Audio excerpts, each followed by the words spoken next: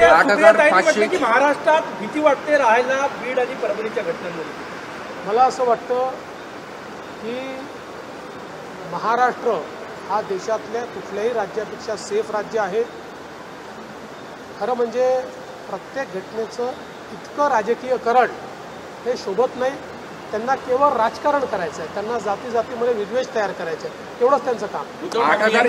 8,500 गावांपैकी 6,150 गावांची अंतिम जी आणेवारी आली आहे ती ओल्या दुष्काळाच्या दृष्टीने मागणी होत आहे.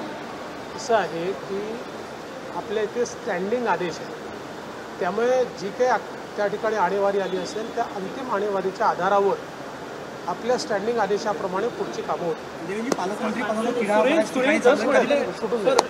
वाल्मिक कराडला अटक करा, गुन्हा दाखल करा आणि बीडचं पालकमंत्री पद तुम्ही घ्यावं. असं आहे की बीडचं पालकमंत्री पद कोणी घ्यायचं या संदर्भात अजितदादा, मी आणि शिंदेसाहेब आम्ही ठरवू. त्या संदर्भात ते कोणी घ्यावं, कोणाला द्यावं हे आम्ही ठरवू. पण बीडमध्ये कोणाचीही दादागिरी आम्ही चालू देणार